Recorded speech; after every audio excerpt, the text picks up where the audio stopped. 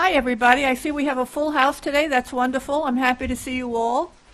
I guess the nicer weather brought everybody out. That's good. I would like to, first, let's all rise for the Pledge of Allegiance.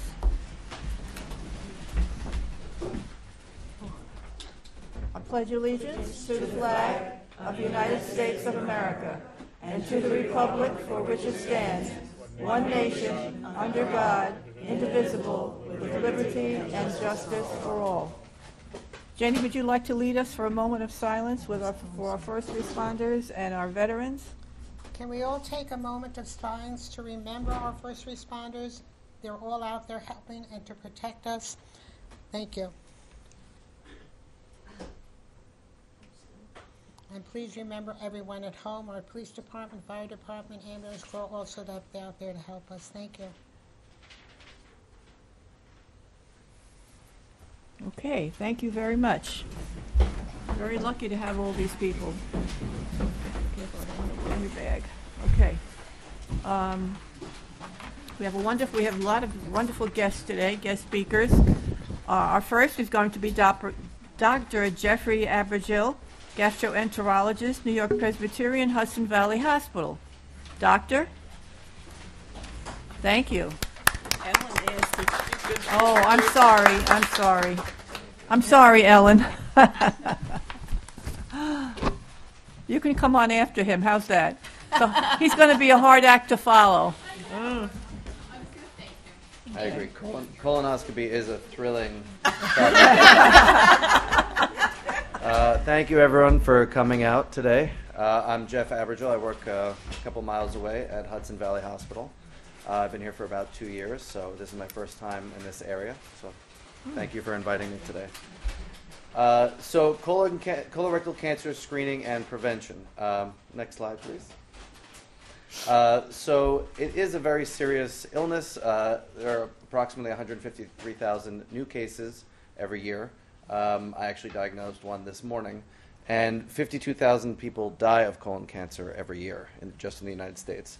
It's the fourth most common type of cancer, but it's the second most common cause of cancer death, often because it's discovered too late to do anything about it. Next slide, please. This is from the National Cancer Institute. You can see a breakdown of the rates of cancer cases by type and cancer deaths by type. And colon cancer accounts for 8% of cancers and 9% of cancer deaths. Next slide, please. So it's the. Would you mind reading more of the slide? Sure. Go back, please. I apologize. Okay. One slide back. So on the left, you could see that the biggest category is other, making up 51%. That's all the different types of cancers, from lymphoma to skin cancer. But the most common cause of cancer overall is breast cancer, followed by prostate cancer at 14%. Lung cancer makes up 12% of cancers, and colon and rectum cancers is about 8%. But then the rate at which people actually succumb to their illness is different, just based on how easy it is to treat, with surgery, chemotherapy, radiation, how effective that treatment is. So other causes 55% of deaths. Lung cancer is still the highest single cancer as far as rate of death is concerned, 21%. Colon cancer, which was the fourth most common cause of cancer, is the second most common cause of cancer death at 9%. Pancreatic cancer, which is relatively rare for cancers, causes 8% of deaths just because it is almost always found in the late stages, and the options for treatment at that point are generally pretty limited and not that effective. And then the fourth most common cause of cancer death is breast cancer, which is, as you can see on the left side, the most common cause of cancer, but it's fourth when it comes to cancer death because the treatments are better, and often it's identified early thanks to aggressive screening protocols. Next slide, please. Any questions about this slide? Okay. Next slide, please. So the incidence is different of colorectal cancer is different between males and females. It's more common in males, and it's 20% higher in Black Americans than white Americans. The Incidence rates have been declining approximately 1.2 to 2% per year, and that is almost certainly because of screening, both more people getting colonoscopies and more options for colorectal cancer screening, the point of which is to find polyps, which are precancerous growths in the colon, and remove them before they turn into cancer. Next slide, please. So the risk factors for colon cancer include a family history of colon polyps or cancer, personal history of colon polyps, that's a picture of a colon polyp, race, Black Americans, Native Americans are the highest risk. Obesity is an independent risk factor as well, as it is for many other cancers. Diabetes is a risk factor for cancer, though it's not well understood why that is. Tobacco and alcohol are toxins that can cause a variety of cancers, including colon cancer. Inflammatory bowel disease, a chronic condition of the intestines, which leads to ulcers and strictures and all sorts of other GI symptoms like abdominal pain and bleeding. Comes in two subtypes, Crohn's and ulcerative colitis, and both of those increase the risk of colon cancer. In relationship to the size of the colon there, is that a typical polyp? No, that's an extremely large one. Yes, get that much is larger. that would A good example. yes, that would raise the heart rate of any endoscopist. So colorectal cancer screening. Did you skip? Was there a slide skipped? Can you just check to see if? Oh, I guess not. Okay. So next slide, please. All right. So colorectal cancer screening. There are several types. The gold standard is colonoscopy. You could see a picture of a couple of colonoscopes there. It is the skinny end that goes in. So it's the gold standard, and it was invented in 1968 in Japan. Back then, there was no screen. They just had a little eye hole on top of it, which was dangerously close to the insertion point, and you just were able to look through this thing. I've seen and used one of them, not on a person, but one of my colleagues who has been doing colonoscopies not quite since 1968 has one, but now they're all in museums. So so before you do a colonoscopy, as you may know, you have to drink a bowel prep, which is not the most delicious liquid, which will to purge the bowel of as much stool as possible to allow the endoscopist to see what they're looking at. It typically lasts 20 to 40 minutes, and it is 95% sensitive for large polyps and cancer. The risk of complication is really less than 1 in 1,000, and for an average risk person, meaning someone who doesn't have any of the risk factors from a few slides ago, meaning you've never had polyps before, no family history of cancer, no smoking, then it's recommended to have this procedure or some other modality of screening every 10 years. There are two long tubes. How are they different? So I saw that picture, and I think they're just two different lengths of colonoscope. One is 160 centimeters, one is 180 centimeters, but I'm not 100% sure. It's also possible that one of those two is an upper endoscope, meaning the kind that you do an endoscopy on, but I think it's the other option, that one is just a long version. One that cuts the polyps and one that looks at the polyps? Modern colonoscopes, any of them can do both. They have a port, like a channel where you can pass different catheters through. You can remove polyps. If you see bleeding, you can cauterize. You could put clips. You could do almost anything. One tube, yeah. And what age would you suggest that people start getting colonoscopies? So I thought that there was another slide with that, but I forgot to include it, or it was deleted or passed. But either way, so for a very long time, for decades, the recommended age of first colonoscopy was 50, but then there has been this rash of early colonoscopies that no one really understands, and including the actor from the movie Black Panther. And people, so they moved the first age, the colonoscopy starting age to 45 in people with average risk. It can still be earlier if you have a family history or some other risk factor. So basically, from 45 to 75 it's recommended on average every 10 years in an average risk patient. Now, this doesn't include people who come in to the hospital for rectal bleeding or some other symptom that might require a colonoscopy even outside of the 10-year recommendation. And from age 75 to 85, we basically take a case-by-case basis. So if someone is in that range and they're generally healthy, not on any blood thinners, don't have any major medical problems, we can recommend it. If people have medical issues that might make anesthesia a riskier proposition, then we might say that the risks outweigh the benefits in this situation, or we might suggest one of the non-invasive strategies for colorectal cancer screening, which we'll talk about shortly. And then above the age of 85, we basically recommend against colonoscopies for screening purposes in average risk patients. So if, let's say, you've had 8 polyps found every time you have a colonoscopy and you're 86 years old and you're in generally good health, then we would probably recommend doing another one. But if you had your colonoscopies every 10 years and it's your 86th birthday, you can tell us to go fly a kite, and we will not recommend. We will not do a colonoscopy. It used to be 75, wasn't it, at one time? Maybe before my time, but it's no. I mean, I've been doing this for 12 years, so the rules may have changed since then. But some people stop at 75, but the official guidelines say that from 75 to 85, you consider it on a case-by-case basis.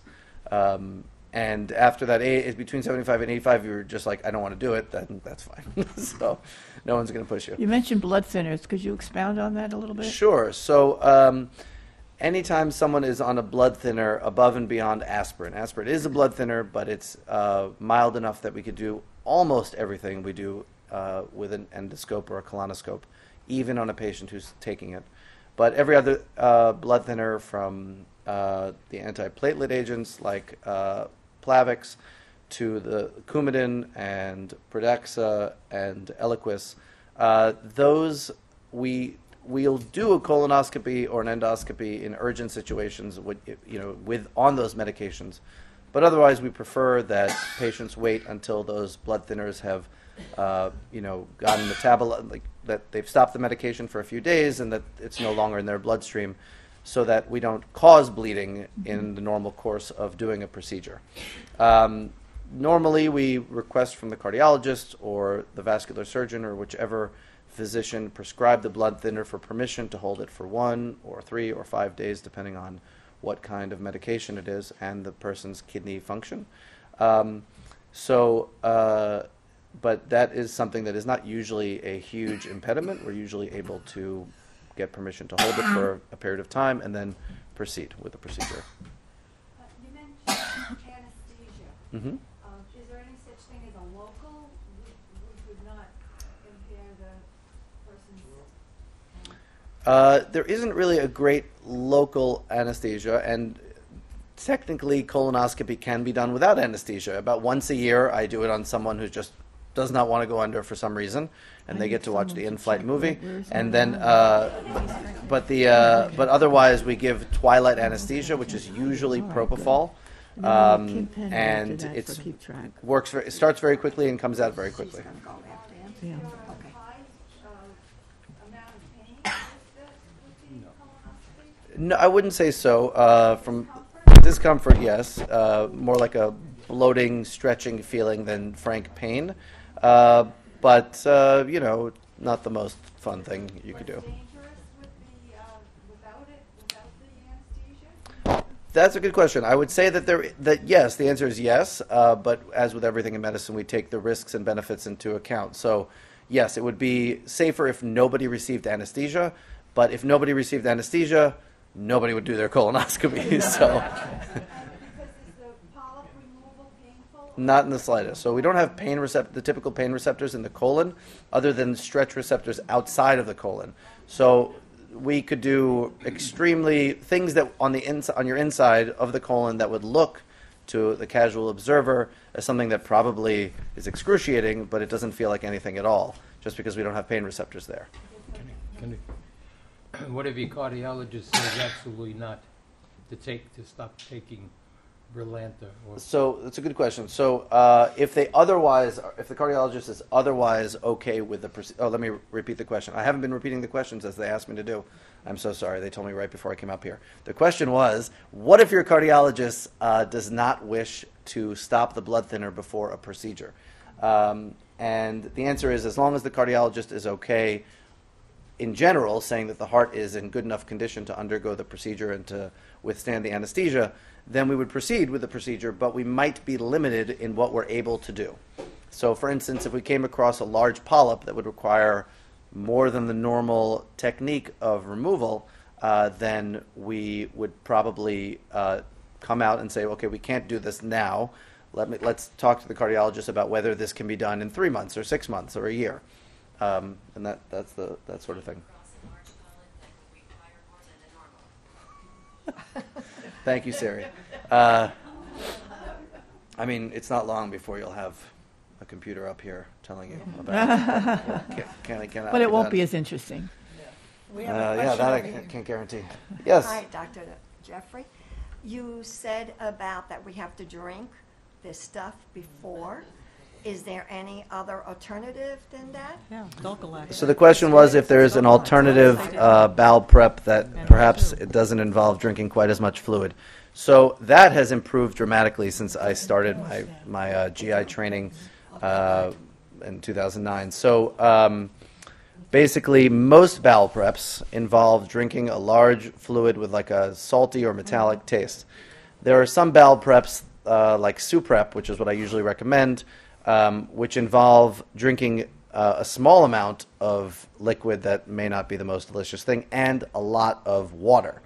And now they have something called Sutabs, which I would give to everyone if it was covered by insurance, Sutabs, but it's 12 pills, a lot of water at night, and 12 pills and a lot of water in the morning. And the problem is that you can get stuck with a bill. The range I've heard is $70 to $350, depending on. But that's because it's the only pill-based option. The other pill, constipation treatments don't tend to do enough of a job. Don't do a good enough job to be adequate, like Dulcolax and Senna. But one day there will be 5 different options of pill-based bowel preps, and those will, at that point, it will almost certainly be, at least one of them will be covered by insurance companies. Excuse me, if Yes. you go on the internet, go to the company or speak to your doctor. I took those pills and I was able to get them free because All right. I got the coupon. So you have to work on it a little bit. I'm kind of cheap, so before I do anything, I check every option out, and I think I got my coupon through the doctor's office. Wonderful, wonderful. So I did it twice that way. Unfortunately, I'm one of those ones that has to have it done quite frequently, and I didn't have to pay for it either time. Good, But you got to wonderful. work on it a little bit. Yeah. Okay. So they should call you? If they No, I get enough calls. Now, do you take the polyps out during the colonoscopy, or is that a separate procedure? The question was, do we take the polyps out during the colonoscopy, or do we do it later at another procedure? Almost always, we take it out at the same time. The exceptions to that are if we see a polyp that is so large that it would require a removal that is, let's say, riskier than what was discussed before the colonoscopy. We might come out, or if it's the sort of thing that only someone at Columbia Medical Center could address. And the other scenario is if there's too many polyps. So I have a patient who has a syndrome where they make 60 to 100 polyps per person. He has 2 daughters. I see he has 4 daughters, 2 of whom also have it. And it would take 6 to 8 hours to remove all of them. So it's like a plant. We do it as many as we can, and then he comes back, and we do as many more as we can, and then so on and so forth. And then by the time we get to the end of those, more have grown. So it's just endless colonoscopy. So, but good question. Any other questions before I move on? Yes, sir. When you're taking the polyps out, how do you determine whether they're cancerous or not? Are they tested afterwards, or do you know pretty much immediately? Good question. The question is, when we take polyps out, do we know if they're cancerous immediately, or do we figure it out later? So usually you can tell with reasonable certainty. There are certain characteristics that are glaringly obvious. If there are ulcers on it, or if it has like a certain pattern on the surface of it. Sometimes the finding is only microscopic, and that's only found later on after we send the pathology to send the polyp to the lab for pathology, and then they look at it under a microscope and stain it, and they can tell us. And there's a middle ground where you can get clues about it. So if you inject a material underneath the polyp to raise it up to assist you in removing it, but it doesn't actually go up, parts of it seem stuck down, that would be a clue that perhaps part of the polyp has converted to cancer. But usually we know by looking at it. So, all right. So the next option for colon cancer screening is fecal immunochemical testing. So if you go to your doctor's office and they perform a rectal exam and put stool on a card and put the material on it, that's an occult blood test. But this one is the one that you send to the lab. It's a better test. It's basically an improved version of that. And it's just all it does is test for blood. Obviously, you don't have to drink a bowel prep beforehand. If it's positive, and they usually check 3, if it's positive, then you would need to undergo a colonoscopy to see what it was that was bleeding. It's 73.8% sensitive for cancer, which has a fairly significant miss rate, and it has a 23% sensitivity for large polyps. It's recommended annually because of the miss rate, and you can imagine, our goal is not only to find cancer, it's really to find polyps that may turn into cancer, because we want early detection. So it's not the best option, but it is not invasive at all. It's easily performed, and if you do it every year, it has been shown to reduce the risk of colon cancer and the risk of dying from colon cancer. Next slide, please. So the more advanced version of that last test is the FitDNA, the Cologuard test, which I'm sure you've seen commercials for. I have never seen a commercial for, but everybody asks me about it based on commercials. And basically, it is a stool test for blood and abnormal DNA. You also don't have to submit a bowel prep. You don't have to drink a bowel prep, and if it's positive, you should undergo a colonoscopy to find out what it was that caused this positive test. All it is submitting a stool sample. And it's 92.3% sensitive for cancer. So that's if you do it every year. And 42% sensitive for large polyps. Both are much lower than a colonoscopy. The thing is, though, that insurance companies only pay to have it done every 3 years. So no one has calculated how likely it is to pick up cancer if it's done every 3 years as a screening regimen. But first of all, it's in my mind, if you do any modality of colon cancer screening, that's wonderful. And this one was particularly helpful during the pandemic because at that time I was in Staten Island, working at Staten Island University Hospital, and suddenly all of our colonoscopies were canceled, and all of our office visits were canceled, and we were doing them virtually, and we were not even meeting the patient in person. And this was how we were able to figure out who actually needed a colonoscopy more urgently. So even during the pandemic, we were doing colonoscopies. If you did the Cologuard at home and it was positive, then we would say, look, the benefit outweighs the risks, and we would bring people in for that. So it was an absolutely valuable tool during that period and continues to be. Next slide, please. Virtual colonoscopy is falling out of favor somewhat. It's a CT scan. It is not the most comfortable thing. You still have to drink the bowel prep. And then they insert a tube into the rectum to inflate the colon. I know this sounds delightful. And then they put you in a CAT scan machine in this state. Now, the benefit is no sedation at all. But there is still a risk of kidney injury and radiation exposure. The kidney injury is from the contrast that's given.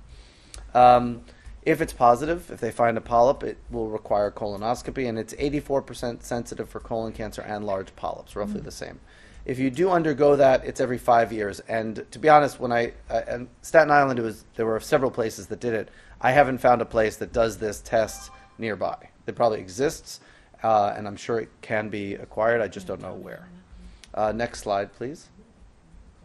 So how do we prevent colorectal cancer? Well, we eat all the things that our parents told us to eat, but that we don't actually start eating till we're in our 40s. So high fiber diet, avoiding red and processed meat. Weight loss has been shown to be beneficial in reducing the risk of colon cancer. And of course, a high fiber diet includes all the things there: fruits, vegetables, whole grains, all the things that you know are good for you.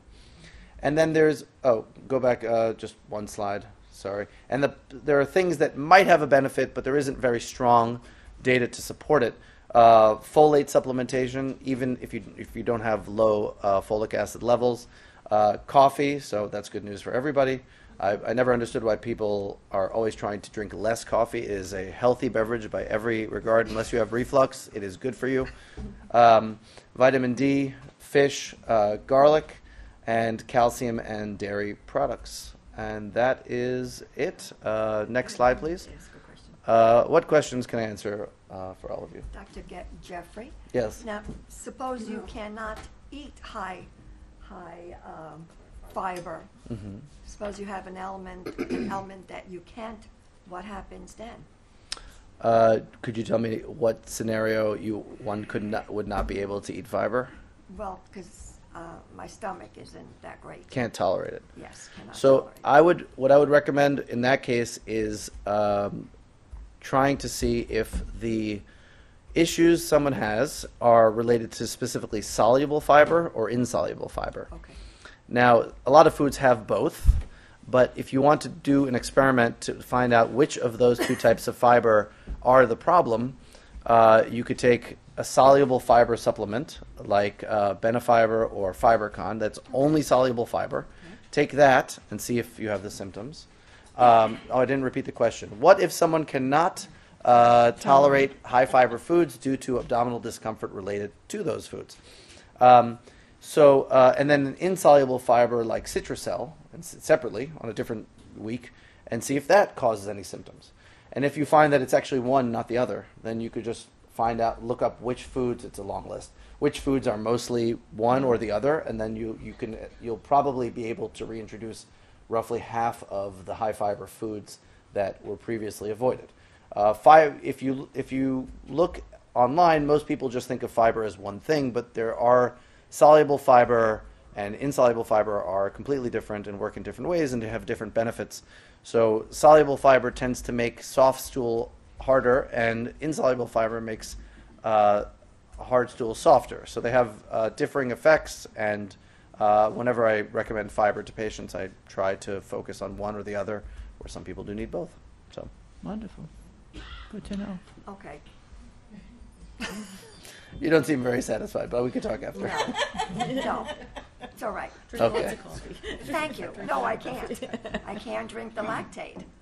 Well, lactate. Huh? I can't have milk in my coffee. So don't. I can't have cheeses. But that's a dairy issue. That's but unrelated. I have UC, so it's like fiber will kill me. Broccoli, cauliflower, you got it. Right. So I'm back to white toast. How about peanut butter and jelly? I can have peanut butter and jelly on white toast. Just drink Italian coffee. You don't have to Oh, put no, milk no, in it. Yeah, with regular coffee. no. Okay, thank you. Thank you, Dr. Jeffrey. Sure. Any other questions? Wonderful. Okay. Thank you very much for your Very time. important. Thank you so much. Thank you. Are you going to go get Kim? No, I think we're going to Picture have taking time. Tom Diana. Over here. Put a white shirt. Don't stand in front of the town of Yorktown sign. There you go. I'll break the camera. Let the town of Yorktown get there. That was an excellent. They want you in the picture. Photo op. Come on, Tom. I don't need to be. He's a picture enhancement. Let Tom go. No, let him go. your facilities here are top notch to do any of this surgery. You'd be like Santa. Oh yeah, that'd be good. Jenna, you go. Yeah, you should get him. Diana, do you want to get it? I want to sit with Rosemary. Come on. I'll be on your board. This is the honorable member of our board. Expand the camera. Wide angle. What do you say? All right, see what you can do. Those are your song. Your spot. I can only smile for so long. I'm not used to it. Rosemary. Thank you. Whew. Tiring. Thank you, doctor. Thank you so much. Watch us on TV, will you? I will. 20 or 33. I don't know which one you get. I know, we got to down it. We're coming to a town board meeting. It's coming. Tom. It's coming. Tom, don't go far. You might as well stay up there. Yeah. No. Yeah. Oh, the back. You're on deck. Stay right up Stay there. right up here. Thank you, Ellen. Ellen is an honorary member of our board. Ellen Bloom. Thank you, doctor. Okay. You really don't need any introduction. You're notorious in town. I am definitely notorious. Our town supervisor, Tom Diana, thank you so much. Or Thank you for your infamous, I'm patience. not sure which. Infamous. Okay, so I just want to start out by saying good afternoon. Happy spring. We have no more snow right now. Okay, knock on wood. We should be, I don't see any in the forecast because when it snows, I'm out. Okay, I'm out there. I'm out there with the snow plows. I'm out there with my guys and gals working the whole 9 yards. I visit each department. If they need anything, I go get it for them so they can keep plowing. I bring it back. So rest assured that I'm out checking the roads along with Dave Pagnelli and the rest of our crews. We put about 70 trucks on the road when we have a snowstorm. So we're all out there. We clean the town in 4 hours. Okay? 4 hours we got the town clean. As long as it stops snowing. And then it's another 4. And then it's another between 2.5 and 3 to go around and re-salt your hills and mains. I'm taking a little bit of thunder from Dave Pagnelli because he's not here today. But I got to tell you, folks, all of our crews out there are the best. I don't know if anybody had any travelings this weekend. Thank you to Serafina. She called me. We had the water main break right here in the middle of town. You couldn't have got much more dead center than that. All right? The water department was there almost immediately. My highway department was there almost immediately. They cut the road, they fixed the break, and they were out of there. But they did have to replace a large section of pipe. Many people are saying at this point, why do we have so many water main breaks? Well, I don't know. Okay? It's an act of God. It's the way they were backfilled 50 years ago, you know, where you got a big boulder underneath and you got these heavy semis going over them all the time. Sooner or later, something's going to give. Okay? I'm not saying anybody did it wrong. Maybe they could have done it better. But there's some of the reasons. Then there's a whole myriad of other reasons that we have water disruption. The good thing about it is our guys and gals out there know what to shut off to minimize the disruption to everybody else that's out there, which is a major thing. When you see our guys out there working at night, it's not because we want to pay overtime, okay? It's because it stops the amount, it decreases the amount of interruption that we give to our residents. And that's number one. And number two, it's safety. There's less cars, there's less trucks, there's less everything that goes on in town. Now, that being said, I'm very upset with all you seniors here today. Okay? Now, I got my gal Monday, Tuesday, Wednesday, and Thursday that's here today. And I got my gal Friday that's here today. What am I supposed to do? You're on your and volunteer for You're me. on your own. I was on my own You're all on your day. own. I had my administrative assistant, Jenna Belcastro, who's in the back. You say hello to Jenna. I want to thank all of you guys that have come. Diana Quast, Joe Falcone, my resident golf pro. Jim Motorano, my deputy. What are you? My deputy what? Deputy dog. My deputy, my deputy supervisor, Ed Lachterman. Okay. This is the glue that holds everything together, folks. And please, anytime you need anything, please call my office. I'll be more than happy to help. I know Ed is on probably speed dial for you guys. If not, maybe we should get him there. And Jim also. Jim. I got to tell you, I've learned a lot about Jim over the past few years. Jim has a passion, okay, and he has a passion for you guys. I went on one trip, okay, and that was to the Steam Train Company and the boat ride, and I saw how he handled himself and how he handled all the folks that went that day, and we had a heck of a lunch, didn't we, Jim? We did. It was a great time. It was a great time, and I want to thank him personally for what he does for all of you guys.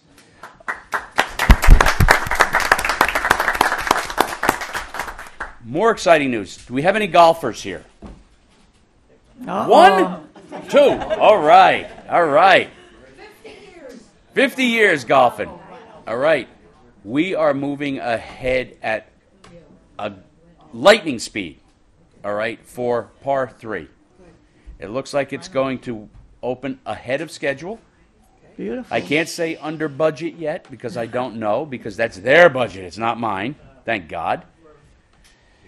And we're hoping that that's going to be another little gem in the town of Yorktown, so that you folks that do golf or family members that do go out and play golf can only have to go down the street, basically. You don't have to go up to Baird Park. Well, we do have Mohansick, but that's not ours. That's county. It is ours, but it's not. You know, we want to give to our own here.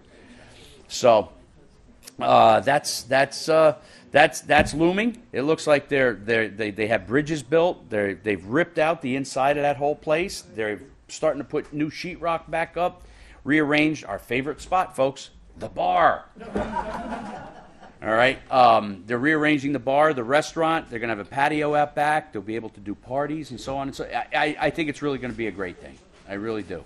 It's a shame that it took this long, but I guess good things are best waited for.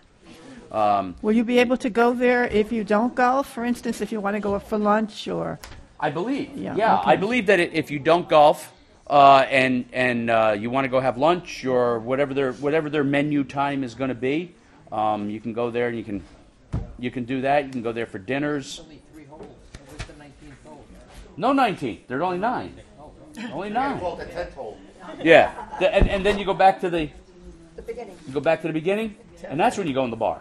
Okay.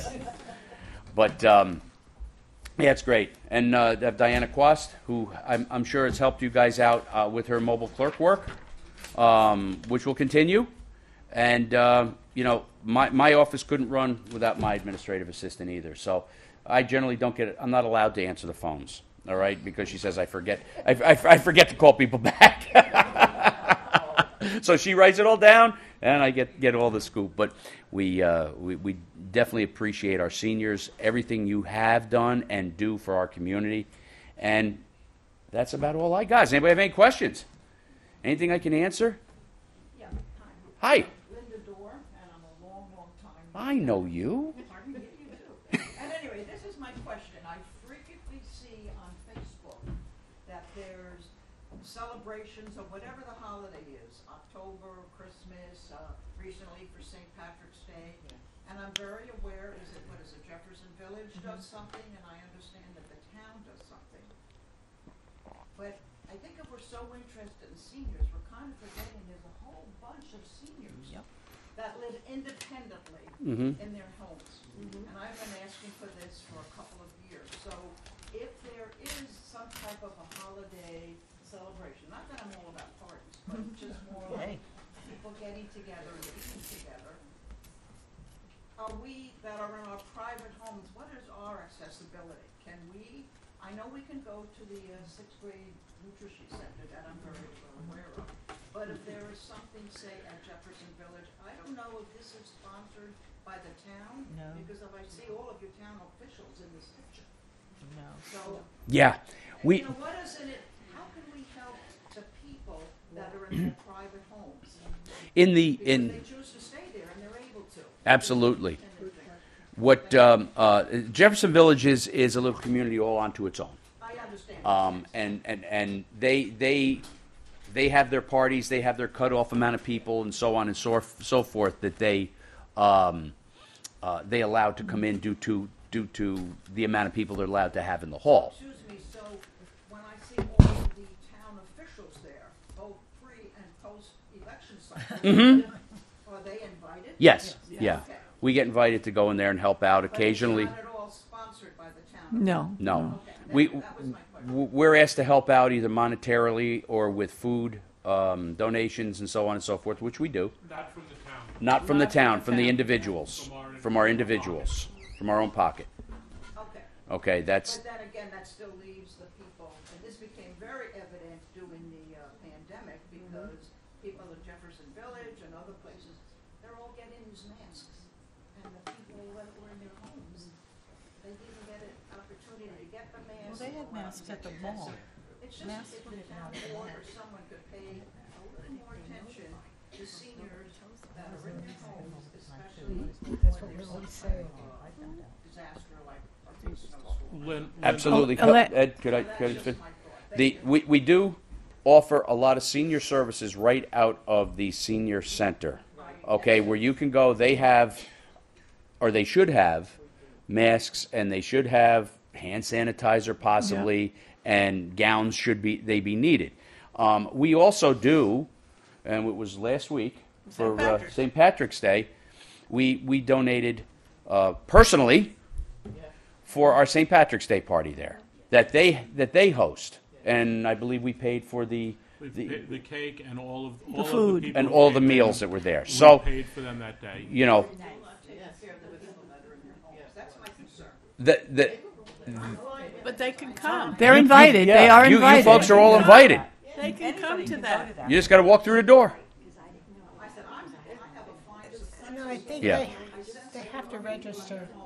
that don't have that support system, and that troubles me. Well, I'll tell you, that's one thing our senior center is really good at. Stay by the microphone. Huh? Oh, yeah, that's right. Tom will yell at me. Yeah, I hate standing behind podiums all the time. But Noreen and crew are really good at. They know who's home and who isn't, and they will bring food. And they have the meals on wheels, so to speak. It's very inexpensive for the seniors that may be homebound and not just unable to get down, you know. Tom, could I Unable to answer get to down. that a little bit? Sure. I think what you're saying, and it's a problem we always have, communication. Yes. There are many ways that we're really trying to work on that. Now, Jim Materano puts out the senior newsletter, and that has a lot of information in it that goes to the senior center. It stays here at the town hall. It goes to different places, to the library, so you can find out what's going on. You can also watch your TV channel, whatever is going on. They will always announce it either at a town board meeting or someone will get up and say we're having this or that. It is a big problem that we're having with the at-home people. At the home people. But yeah, but you also have to, if you have a computer or if your grandchildren or your children have them look at the town website.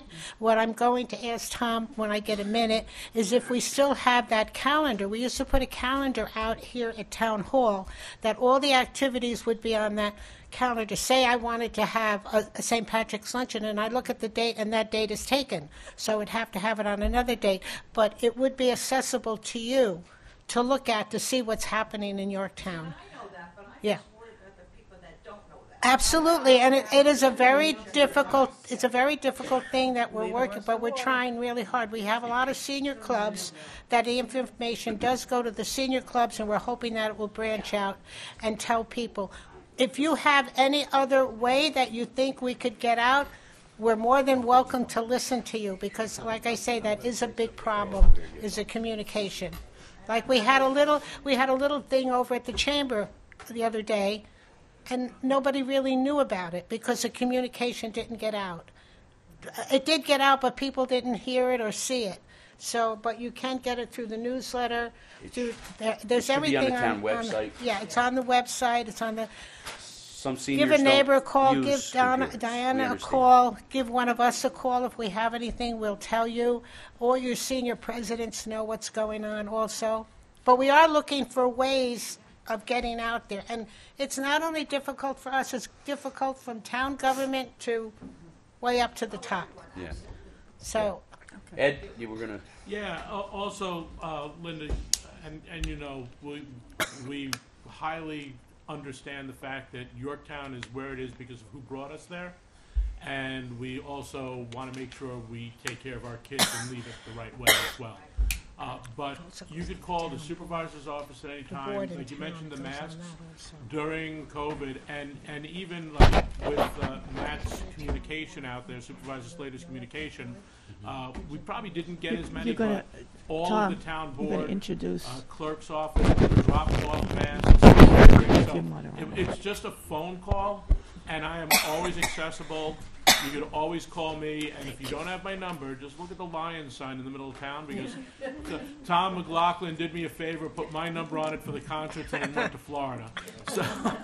So my number's in the middle of town. You can't miss it, and you could feel more than free to call me anytime. And I thank you, but I think your suggestion, your point that is getting the word out there and the communication. Yeah. That's Absolutely. Yeah, it's not for lack of trying. We're trying. It's an observation. It is definitely not a criticism. Yeah, no. I understand. And you know, sometimes maybe somebody's viewing this and will understand, say, hey, I can go on my computer and get that. Or maybe there's a paper or a flyer that I missed. Yeah. And then, you know, they can call Jim's office and he can resend it out. You know, there's a myriad of ways that we can handle that situation. So it's great. And word of mouth from all of you folks. And TV being an important one of them. TV being a very important one. And you know, the Senior Advisory Board generally goes through Ed, and I have his number too, but we won't say anything about that. And when they go through him, he does make the announcements during the town board meetings. And this way here, people are, if they watch that, and they say our ratings are up, but I don't know. If they watch that, they can get a quite a bit of information when Ed speaks about the senior stuff that goes on, the veteran stuff that goes on. We're very in tune to both walks of life here in the town of Yorktown, and we have appreciate all your services. We have a question out there. I'm sorry. I'm with the local AARP, Mm-hmm. and you get our newsletters. Yep. Yes, I know you're on our list. And Linda, and a lot of these people are here, and I'm responsible for getting our newsletter out. And I know some of the people that are not coming to the meetings, and probably the people that don't come to the meetings, and they would probably get, if they were getting the newsletter from the senior newsletter in the mail, they might come to some of the programs that you have. Yeah. Because they're not going on the computer. Right. They're not coming here to pick up a newsletter. Well, we don't send it out in the mail. That's a very expensive situation. Plus, how do you know who the seniors are? There might be a small number of people that you have to send out to. And maybe just put it in a smaller format, a postcard or something. Just, you know. So maybe it's something you could sign up for if you sense that you need that mail to your house. I don't know how that would work. I mean, it's just a suggestion. You know, that's my, like I say, is where One of the easiest way, though, is the TV channel, because they do mention everything at the town board meetings, and it's either channel 20 or 33. I'd like to make a recommendation to the TV channel. Mm-hmm.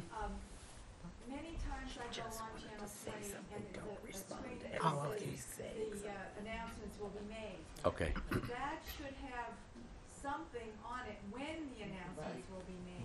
It doesn't say, I could watch that screen for an hour and not. Well, we want you see to. an announcement. That's like watching paint dry, by the way. Okay.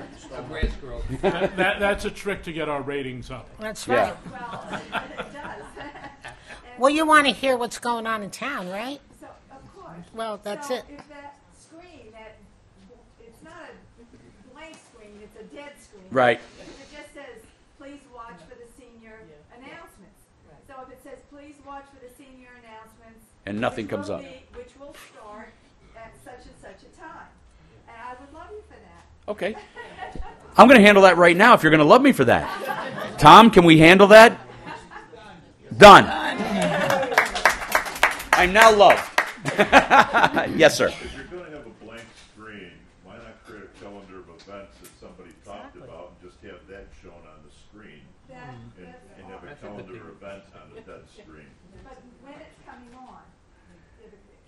Yeah. events, and when the spring shows are coming on, when the senior advisory committee is going to be talking, and when whatever else, but just a time frame. Yeah. All right. So we'll work see on if we that. can work on that, right? Yeah. All right. So we'll see if we can work on that between Tom and your suggestions, and maybe we can get it done. I think we can get it done.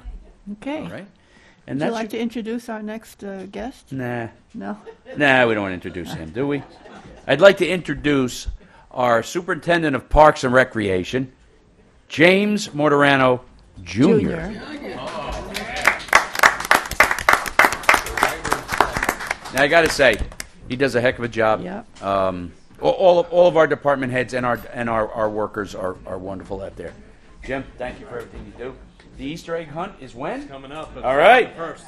Thank you, Mr. Supervisor. Thank you very much. Bye-bye. Thank you all for having me again. It's great to be here. So we certainly have a few great things coming up in April. We have our senior painting course that's starting. You can't hear me? Senior painting course that's starting on the 10th. We have only 8 spots left. So if you're looking to paint on Mondays from 9:30 in the morning to 11:30, please come into our office at 176 Granite Springs Road and sign up for that program. We also have a chair yoga course that's about to start on the 12th. Line dancing is starting on the 4th of April. And we also have our falls prevention program that starts on the 20th of April as well. So we have a lot for you here in Parks and Recreation to get involved in, and we need more seniors to sign up. We also have a number of trips that are going to be going on this summer. You can come by our office again and get a registration form for these trips. AARP is looking to go to Atlantic City on April 27th and 28th. They're also looking to see an Elvis show on June 29th, and they're going to be going to the Erie Canal on July 13th and 14th, and there's still room for these on these trips. Shrub Oak seniors are looking for people to go to their trip to Foxwoods Casino. They're going to go for the bingo day at Foxwoods on June 8th. It's a very popular trip, as well as going to City Island and Empire Casino on August 29th. And they're going to the San Gennaro Festival on September 19th. So all those, there's plenty of room for on those trips.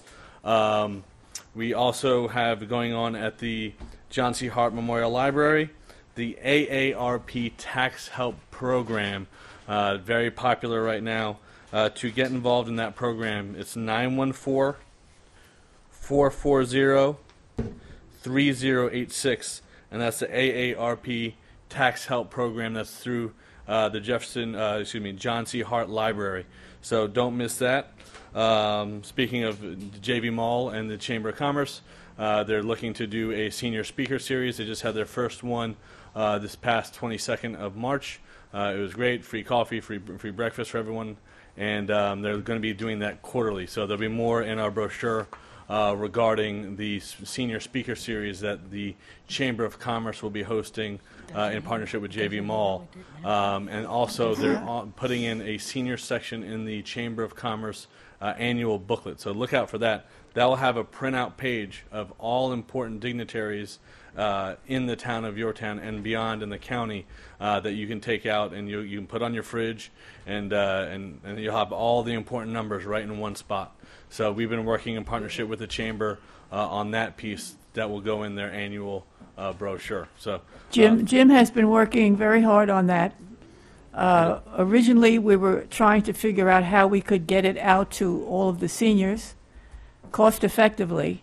And Jim, in coordination with the Chamber, came up with this of putting a page in the Chamber booklet that it sends out, and he's been working with them, and we've been putting important numbers on there, which you can then cut out if you want to put it in plastic or whatever, put it near your fridge, and in the event you need Ride Connect or you need some other situation, the number will be on here. So if you have any suggestions, Jim, can they call you? Yeah, absolutely. Yeah, and he is going to continue to work with the Chamber, and this is going to happen very fast.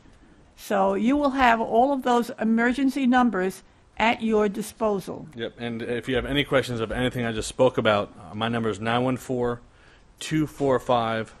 4650. Touch the number 0 to get to my office, and just ask for me. So it's 914-245-4650, extension 0, and ask for Jim Martirano. So all of and there will be a space in this list as well, clear spaces, so you could put your doctor's number in there, your emergency person. So you'll have that whole thing for you on this one sheet, and you can hold on to that. So this is a great project. Thank you, Jim. Is the booklet going to be mailing to everyone? Yes, the brochure, the general spring-summer brochure that gets sent out to all residents will be sent out as of yesterday. It was mailed out, so you should be getting that at any day now. And speaking of that, thanks for reminding me. May 1st, we will have the pool passes open. Free for any senior over 70 years old, the pool pass. 60 to 64, it's $30 per senior, and 65 to 69, it's only $15. So a great value. Our pools are great, and that gives you access to both pool facilities down here at Junior Lake Pool, and also at Shrub Oak at Brian J. Slavin Pool. So if you're a senior in your town, there's no reason for you not to get the pool pass. And there's also hours just for senior swim as well. So that information will be in the brochure also. Another thing that I need all the seniors at home and all you here to help with, if you know anyone over the age of 16, this is a personal favor. Anyone over 16 and above that is free over the summer, we desperately need more counselors at camp. Right now we have a huge waiting list for kids that want to enter the camp, but because of the Department of Health ratios, we need more counselors. So if you have grandkids or you're newly retired and you want to still work, I'm serious. We need counselors, and we need someone to watch these children at these camps. So if you is that if a you could paid reach out, position, Jim? it is a paid position. Usually it I'll averages. come. For seniors? Sarah wants to be a counselor. to watch the children. Yes. So I could beat them? Watch No, them. watch them. Watch them. But would we get the little ones? Yes, the little ones. Yes, yeah. So so it's something that we're really looking for. We're trying to get all the kids an opportunity to be part of our camps, but without the proper personnel, I can't do that, and it's unfortunate. So that's something that I'm really working to and striving for, making sure that all kids have the same opportunity to have a summer camp experience. So please, if you can help me with that, I'd love you forever. That's all I have. Wonderful. Thank you so much for the work you've been doing with the Chamber. Thank you, Jim. Thank you. Thank you all.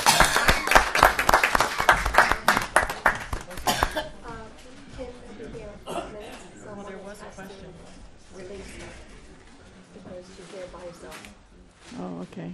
So we have to wait 5 minutes? That's what the question was. Okay. I can ask you that guy's question when it was. Kim Penner is going to come to speak to you. She's by herself today, so she's waiting for someone to help her out. Okay. She's going to come to talk to you about the card that you got in the mail with regards to the taxes.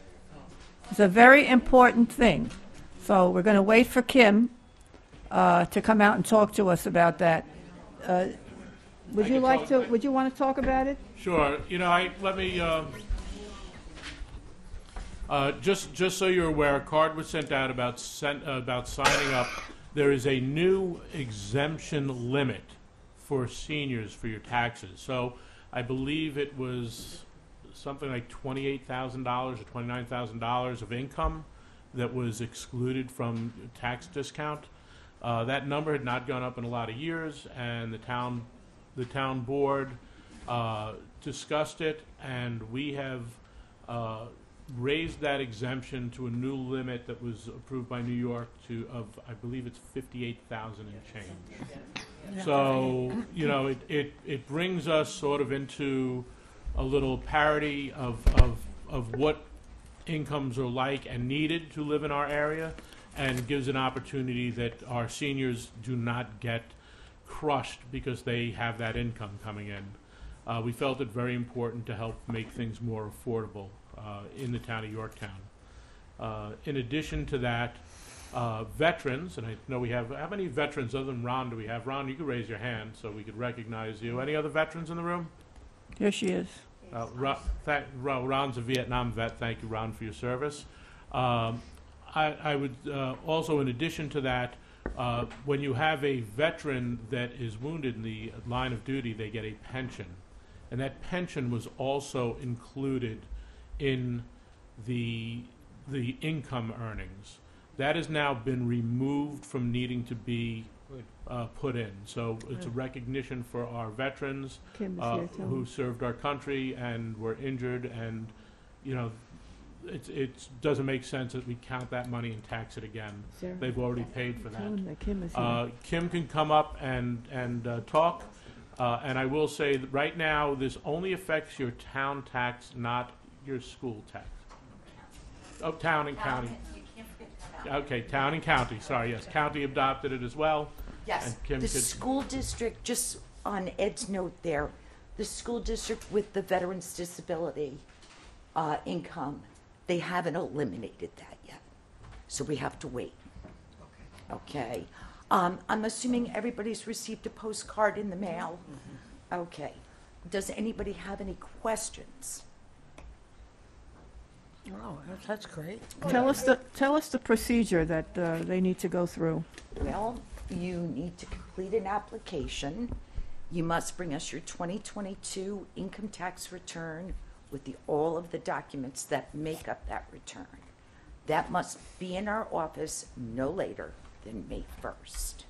There's applications I left on the back table with kind of the instructions as to what you need to bring to us. If you have any questions or you don't fill out an income tax, call. We'll send you the necessary documents. You want to give them your number? 914-844. Oh, I'm giving you my home number. I don't want to do that. No.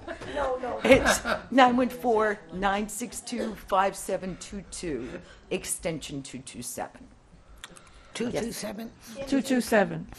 Kim, so do we fill out the forms first before we come with all our paperwork? You can come with all your paperwork. Okay. We'll help you fill out the forms. Okay, it's never a problem. Do we make an appointment? No, you do not. You may walk in. Okay, and what would the hours be? 8 to 4. Thank you. Kim is very, very helpful. And she will go out of her way to do all that she can to help you. So you should not feel at anything. I mean, she really is a very helpful person. I bother her all the time. And very patient. Nobody has patient. Any questions? Yeah, I have another one. She does. Nobody has a question? Nobody? I have one more, Kim. Yes. If anyone did not receive the postcard, what should they do? Just call the office? Call the office. Okay. And if there's a couple that fills out their income tax, do they both have to show up at the office? As long as you have we the paperwork. Right. Okay. Also, remember to bring your driver's license. If you don't have a license, your birth certificate. Now, those instructions say on there that we have to have proof of ownership. Is that still true? On the application, the state still states that you should have your deed. We have your deed. You right. don't have to worry about it. Okay, that's an important factor. Yes, it is, because people go crazy Right. looking for Right. it. What if you don't have the deed? You don't have to worry about it. We can find it for you. Yeah. Why they tried the last time and didn't? Yeah, I'll tell you. Okay. All right, we have a question in the audience? Yes. What, I know this was on the postcard, but just refresh my memory. What is the limit of income in order to apply for this?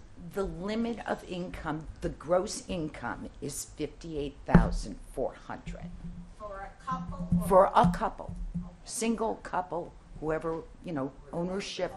If you're filing joint return, it's both. And that includes your full Social Security, not the taxable, so you know. Full. Okay. else? Any questions? As I said, you call Kim or come see her. She's very, very helpful. She'll walk you through it. And obviously, she's inundated, so be patient. Down staff. And down staff, right? She may tell you to come in and answer the phone. But she is very good with that. She's got the right disposition to do that because she knows, that people are going to, how they're going to react, right? Yes. So, and it's a good thing. It's a good thing for us as seniors. Wonderful. Thank you so much, Kim. Thank you. Wonderful. Okay, we want to thank our lunch sponsor as usual. They've gone home, Hudson Valley Hospital Center, New York Presbyterian. Want to thank all of you, Diana Quast, everybody here who is very, very helpful. I always say it takes a village, and we have wonderful people in our town. If you have a question or an issue or a problem, don't hesitate. And if you have any suggestions for us as a Senior Advisory Committee, there's a suggestion box outside. I know Jenny opens it up from time to time, right, Jenny? Yeah. And she'll keep us informed as to what that information or what that request is. So thank you so much for attending. It's been wonderful. And have a good day, and be careful if it snows.